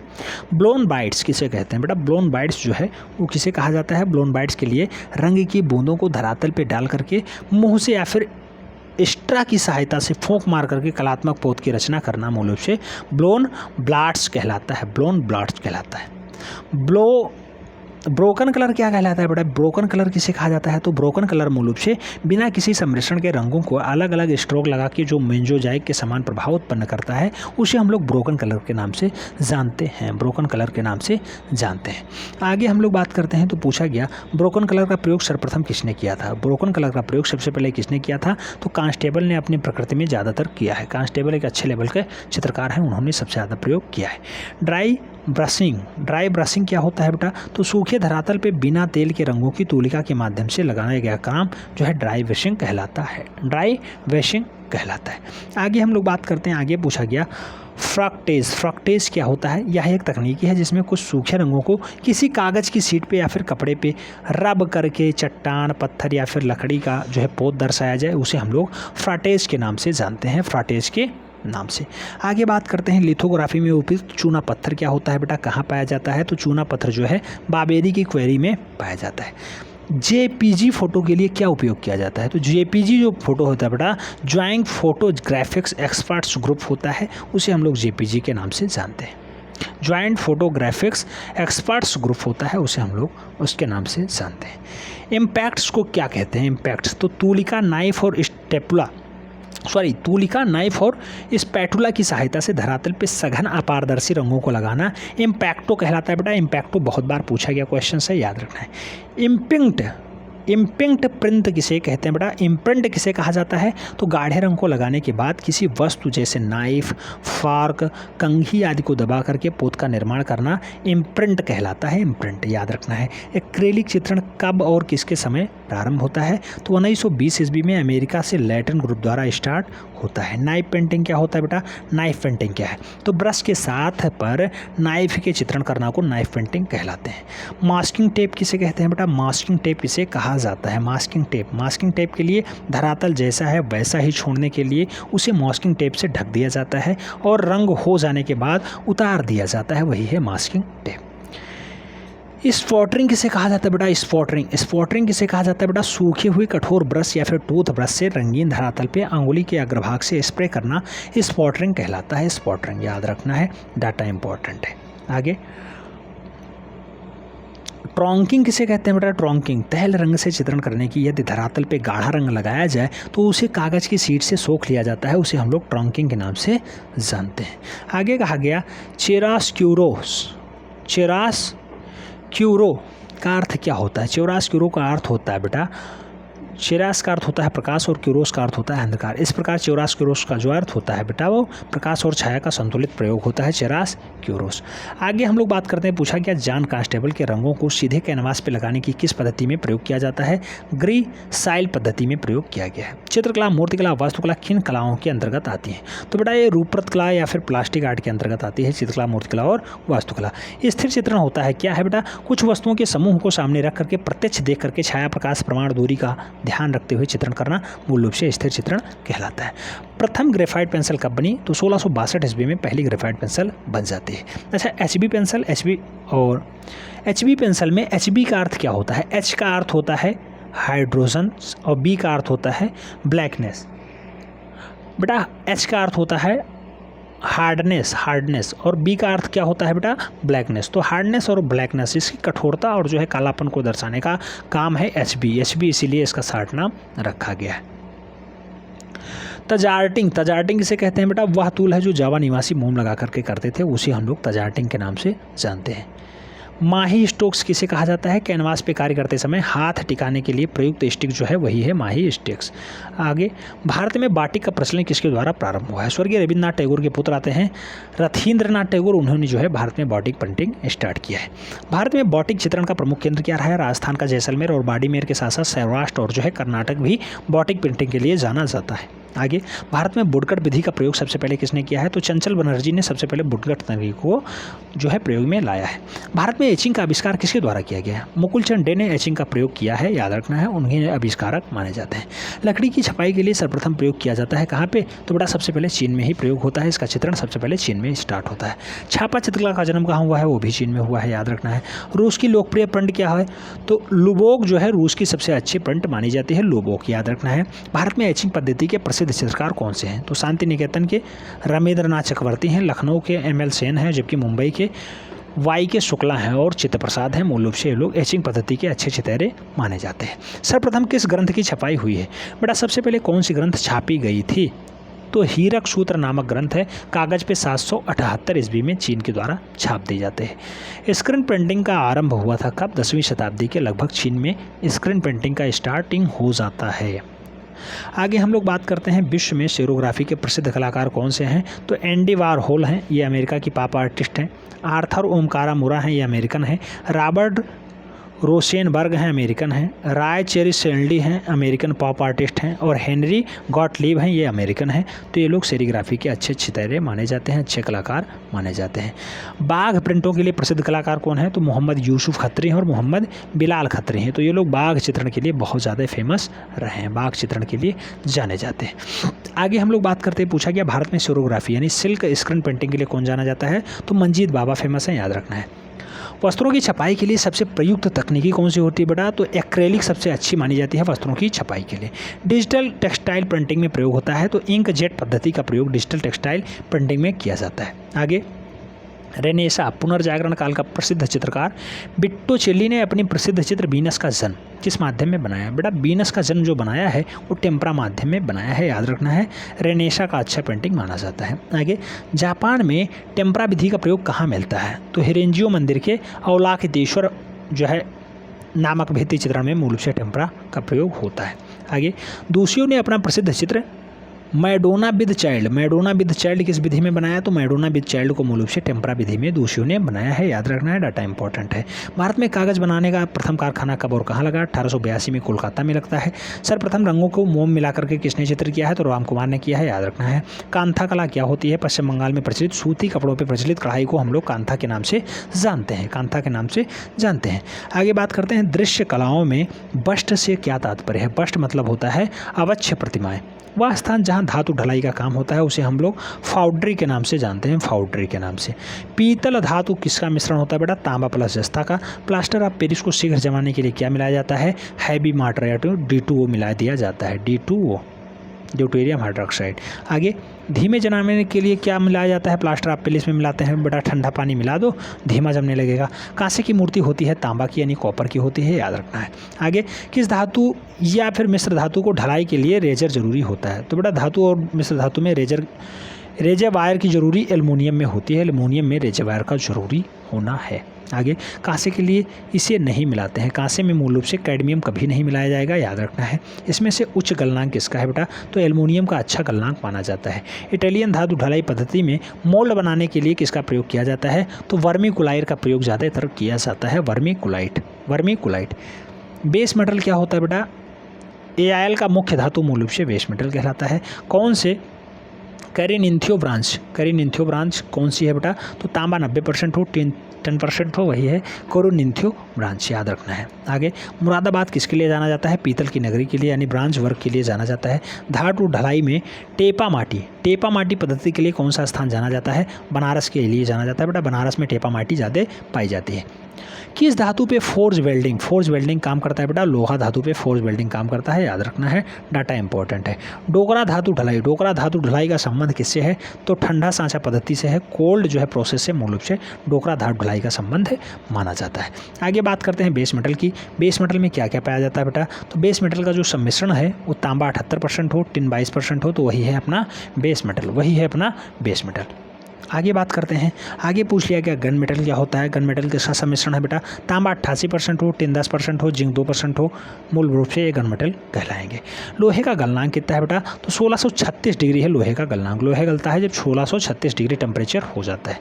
इनमें से कौन सा नॉन फेरस है, नॉन फेरस कौन सा है बेटा, बेल मेटल जो है यानी घंटा बनाने वाला काम जो है वो नॉन फेरस होता है, याद रखना है। आगे न्यूनतम गलनांक किसका होता है, टिन का होता है बेटा। उच्चतम गलनांक किसका होता है, तांबा का होता है यानी कॉपर का होता है। किसका घनत्व न्यूनतम बेटा, न्यूनतम घनत्व जो है एल्युमिनियम का होता है। तांबे का गलनांक कितना होता है, 1080 डिग्री सेंटीग्रेड। आगे बात करते हैं एल्युमिनियम का गलनांक कितना होता है, 660 डिग्री सेंटीग्रेड। मार्बल पत्थर को जलाने से प्राप्त होता है बेटा, अगर मार्बल पत्थर को आप जला देंगे तो वहाँ से चूना मिलेगा, यानी जो है चूना मिलेगा बेटा, ठीक है, चूना मिलेगा। 12 कलाकारों का समूह जो इंडियन प्रिंट मेकिंग गिल्ड के नाम से जाने जाते हैं, कब इसको इस्टेब्लिश किया जाता है, तो 1990 ईस्वी में 12 कलाकारों का एक जो है Indian print making guild establish होता है 1990 ईस्वी में। ट्रेडर, प्लेनर, सिलेंडर और रोटरी मशीनें प्रयुक्त होती हैं कहाँ पे, तो लेटर प्रेस में ऐसा काम होता है। मोनोटाइप प्रयुक्त होता है बेटा मेटल प्रिंटर के लिए, यानी मेटल प्रिंटिंग के लिए मोनोटाइप का प्रयोग किया जाता है। लैस्टन मोनोटाइप मशीन जो है कंपनी की स्थापना 1887 ईस्वी में पेलिसवेनिया के फिलाडेल्फिया में किसने की थी, तो टाल्सबर्ग लैस्टन ने मूल रूप से ऐसा कारनामा किया था। आगे गाउंड्री ओल्ड स्टाइल एक पुरानी शैली है, इसका जो है सेरिफ टाइप फेस है जो मूल रूप से 1915 में अमेरिकन टाइप फाउंड्स के लिए किया गया है, किसके द्वारा, तो फ्रेडरिक ब्लू गाउट्री के द्वारा किया गया है, फ्रेडरिक ब्लू गाउट्री के द्वारा। आगे हम लोग बात करते हैं, पूछा गया कार्ने old type serif typeface किसके द्वारा डिज़ाइन किया जाता है बेटा, तो फ्रेडरिक गाउट्री के द्वारा ही किया जाता है, फ्रेडरिक गाउट्री के द्वारा ही किया जाता है। आगे बात करते हैं, फ्रैंक हिनमैन पियरपोर्ट कौन थे। फ्रैंक हिनमैन पियरपोर्ट का संबंध किससे है, तो अमेरिकी इंजीनियर और जो है टाइपेस फेटर डिज़ाइनर के रूप में फ्रैंक हिनमैन पियरपोर्ट जाने जाते हैं। ब्रिटेन के मोनोटाइप कॉरपोरेशन के लिए मुख्य रूप से कौन जाना जाता है, जो इंग्लैंड में काम किया है, तो फ्रैंक हिनमैन पियरपोर्ट को ही हम लोग मान रूप से जानते हैं, जो ब्रिटेन के मोनोटाइप कॉरपोरेशन में मुख्य रूप से काम किए हैं।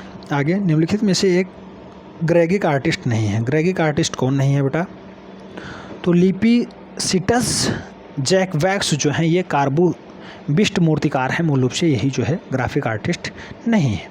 आगे बात करते हैं, पूछा गया किस वस्तु पर सज्जा हेतु प्रयुक्त कलाकार जो है कलात्मक पेपर कटआउट को कहते हैं, तो डोको पेज कहा जाता है, याद रखना है डोको पेज। आगे बात करते हैं, निम्नलिखित में से किस शहर को अंडरग्राउंड पोस्टर के लिए ऐतिहासिक संदर्भ के रूप में महत्वपूर्ण माना जाता है, तो वह शहर है लंदन। अंडरग्राउंड ग्रुप में शामिल महान कलाकार कौन थे, तो फ्रैंक पिक और जो है एडगर मैकडे नाइट ये हैं, ये दोनों लोग जो है अंडरग्राउंड ग्रुप में शामिल महान कलाकारों में शुमार है। आगे विज्ञापन डिजाइन में जेनेटिक्स ऑफ वर्क के प्रयोग को कहा जाता है? तो क्रेडिट लाइंस के नाम से जाने जाते हैं, क्रेडिट लाइंस कहा जाता है। निम्नलिखित में से किस एक के लिए रेस्टर तथा वेस्टर सेव के लिए मुख्य तरीके हैं? तो डिजिटल इमेज के लिए ऐसा काम किया जाता है, रेस्टर और वेस्टर सेव। ठीक है, आगे बात करते हैं। डिजिटल इमेज एक संख्यात्मक प्रतिनिधित्व है जो आमतौर पे किया जाता है। तो दो आयामी छवि बनाने के लिए जो है डिजिटल इमेज का प्रयोग किया जाता है। फोटोग्राफर एक सामंजस्य यानी टोन्स प्रिंट करने में किस श्रृंखला का प्रयोग करते हैं? तो डार्ट्स का प्रयोग किया जाते हैं, यानी बूंदों का प्रयोग करते हैं। निम्नलिखित में से कौन सा एक सिद्धांत है जो आधारशिला का निर्माण या समर्थन करती है? तो गेस्टाल्ट सिद्धांत है जो एक मूल रूप से आधारशिला का समर्थन करती है, गेस्टाल्ट सिद्धांत है, याद रखना है। आगे निम्नलिखित में से कौन सा प्रिंटिंग प्रेस वाणिज्यिक रूप का था जिसे मोबाइल टाइप का उपयोग किया जाता है? मोबाइल टाइप का उपयोग लेटर प्रेस प्रिंटिंग में किया जाता है, लेटर प्रेस प्रिंटिंग में। आगे बात करते हैं मुद्रण प्रक्रिया के लिए प्रयुक्त सही क्रम बताइए। तो पहले ग्राइंडिंग होती है, फिर चित्रकला होती है, फिर गोंद प्रयोग होता है, देन छपाई होती है। आगे मशहूर प्रिंटिंग मेकर को कलाकार जो है सही से लगाइए। तो मार्कवान बेल्जियम मोट आते हैं, उसके बाद जर्मन पेंटर हैं लियोनी, उसके बाद इटालियन बोरिक पेंटर आते हैं, ये प्रिंट मेकर हैं। फिर रेम्ब्रा आते हैं, ये 1606 से 1669 हैं। फिर डच और ड्राफ्ट प्रिंट मेकर आते हैं। विलियम गोहार्थ आते हैं, इंग्लिश पेंटर हैं, प्रिंट मेकर हैं, व्यंग्यकार हैं। ये सामाजिक आलोचक के रूप में भी जाने जाते हैं। कौन? विलियम गोहार्थ। तो इन लोगों को क्रम से ऐसे लगाना है। आगे प्रिंट मेकिंग में एक्वार्टिंग प्रभाव किसे कहते हैं बेटा? तो रेसिन को हम लोग एक्वार्टिंग प्रभाव के नाम से भी जानते हैं, एक्वार्टिंग प्रभाव, एक्वार्टिंग प्रभाव। आगे बात करते हैं रंगों को चित्रभूमि पे क्रमानुसार लगा करके एक प्रवाह उत्पन्न किया जाता है, क्या कहलाता है? तो अनुक्रम कहलाता है, उसे हम लोग अनुक्रम के नाम से जानते हैं। आगे बात करते हैं, पूछा गया क्रिस्टल ग्राडेशन यानी जल रंग वर्ष 1921 ईस्वी में किसका चित्र है? तो पाली क्ली का है, यानी पॉल क्ली का है, याद रखना है। कालानुक्रम सही क्रम में चयन कीजिए। वुडकट बेटा ये 220 ईस्वी का है, एचिंग 1513 ईस्वी का है, लिथोग्राफी 1796 ईस्वी का है, जबकि स्क्रीन पेंटिंग जो है 960 से 1279 ईस्वी का है, 1279। दृश्य कला में स्केटलिंग तकनीकी को यह भी कहा जाता है, क्या कहा जाता है? पोसाई कहा जाता है, याद रखना है। स्केटलिंग तकनीकी का प्रयोग सर्वप्रथम प्रयोग मिलता है कहाँ पे? 10,000 ईसा पूर्व की गुफाओं में मूल रूप से स्टेलिंग तकनीकी का प्रयोग 10,000 पूर्व गुफाओं में पाया जाता रहा है। स्टेसिंग तकनीकी में आदिवासी जानवरों व अन्य वस्तुओं को इसी तरह बने हैं तो हस्त प्रिंट के रूप में दर्शाने का प्रयास किया गया है। आगे एरोग्राफी कला एक सूर्यलिज्म विधि है जिसमें स्प्रे पेंटिंग के प्रयोग से एक स्टेलिस को प्रतिस्थापित किया जाता है, तो त्रिआयामी ऑब्जेक्ट्स के द्वारा दर्शाने का प्रयास किया जाता है एरोग्राफी में। एरोग्राफी तकनीकी एक मिश्रित और जो है फोटो रियलिस्टिक शैली के रूप में भी अधिक पहचाना जाता है। इस विधि का प्रयोग मिलता है कहाँ पे? तो विक्टोरिया युग के टाइटल सजाने के लिए एरोग्राफी तकनीकी का प्रयोग किया जाता है। आगे हम लोग बात करते हैं, पूछा गया एरोग्राफी का प्रयोग किस कलाकार के कार्यों में दिखाई देता है बेटा? तो मानरे के कार्यों में ज़्यादा दिखाई देता है एरोग्राफी, मानरे। आगे आमतौर पे एरोग्राफी का प्रयोग किया जाता है, वाहनों पे ज़्यादातर एरोग्राफी का प्रयोग दिखाई देता है। एरोसाल पेंट जिसे स्प्रे पेंट भी कहा जाता है, कि खोज कब और किसने की थी? तो 1949 ईस्वी में एरोसाल को खोज लिया था, स्काई मोर के द्वारा खोजा जाता है। सीकाई मोर के द्वारा मूल रूप से खोजा जाता है 1949 ईस्वी में एरोसाल को। आदे अधिकांश एरोसाल पेंट में होता है, क्या होता है? एक धातु, कांच या प्लास्टिक की गेंदें होती हैं, उसी को मूल रूप से एरोसाल कहा जाता है। आगे कहा गया आरंभिक प्रिंट मेकिंग तकनीकी का विकास कब होता है? तो आरंभिक प्रिंट मेकिंग तकनीकी का जो विकास है बेटा वो कपड़े के पैटर्न पे होता है, कपड़े पे दर्शाया जाता है। आगे फ्लैक्सोग्राफी स्याही के एक घटक को निम्नलिखित में से क्या कहते हैं? फ्लैक्सोग्राफी स्याही के एक घटक को मूल रूप से एनिलिम डाई कहा जाता है, एनिलिम डाई। आगे बर्र एक प्रभाव है जो निम्नलिखित में से किस पे पड़ता है? तो धातुओं पे पड़ता है, बर्र उसी का प्रभाव है, याद रखना है। आगे कोंते का प्रभाव किस में लिया जाता है? कोंते लिथोग्राफी में पाए जाते हैं, लिथोग्राफी में। आगे बात करते हैं, पूछा गया है इटैग्लियो पद्धति कौन सी है बेटा? तो ड्राइंग पॉइंट, एक्वाटिंग, इसके अलावा एचिंग, एग्रोविंग और जो है मेजोंटिंग मूल रूप से इटैलियोग्राफी पद्धति मानी जाती है। कोलाग्राफी क्या होता है? कोलाग्राफी में प्रयोग किया जाता है क्या? तो इटेलियो जो है प्रयोग किया जाता है। इटेगेलियो का प्रयोग जो है कोलाग्राफी में अच्छे से किया जाता है। ब्यूरिन का प्रयोग कहाँ किया जाता है? तो इटेलियो के अलावा इसके अलावा जो है एग्रोवेचिंग में भी, रिलीफ प्रिंट मेकिंग के द्वारा भी ब्यूरिन का प्रयोग किया जाता है, याद रखना है ब्यूरिन। आगे बात करते हैं 16वीं शताब्दी के फ्लेमिश उत्कीर्ण हेंडिंग गल्टजियस का उपयोग किस उपकरण के द्वारा प्रयोग में लाया गया था? तो ब्यूरिन के द्वारा ऐसा प्रयोग किया गया था 16वीं शताब्दी के आसपास। आगे बात करते हैं प्रिंट मेकिंग। प्रिंट मेकिंग में गाढ़ेपन यानी विस्कोसिटी की प्रक्रिया है तो ब्लॉक को किस सतह पे जो है आवश्यकताएं होती हैं? तो मेटल की सतह पे प्रिंट मेकिंग में गाढ़ापन लाया जाता है। लास्ट पॉइंट कहा गया वीडियो कला के अगुआ कलाकार कौन माने जाते हैं? तो नाम जून पायक और वुल्फ बोस्टेल मूल रूप से अगुआ कलाकार के रूप में जाने जाते हैं, जो वीडियो कलाकार के अग्रणी वाले कलाकार हैं। तो इस टाइप से यहाँ से भी आपको बहुत कुछ सीखने को मिला होगा। वीडियो थोड़ा लंबा सा हो गया है बेटा, लेकिन आज से लगभग आपका यहाँ से 10 प्रश्न कंप्लीट हो गया। 148 अगर आपको फतेह करना है बेटा, तो यहाँ के 10 प्रश्न आपको निश्चित रूप से कंप्लीट करके रखना होगा। ये विविध टाइप के भी क्वेश्चंस हैं और आपको लगता होगा कि विविध के हैं, जबकि ये संयोजन के सिद्धांत में आते हैं, ग्राफिक कला में आ जाते हैं, पारिक्षेप्य में आ जाते हैं। इन सभी का जो है समावेश यहाँ पे दिखाई देता है। तो उम्मीद करता हूँ सब कुछ समझ में आया होगा। मिलते हैं शुरू में, तब तक के लिए जय हिंद।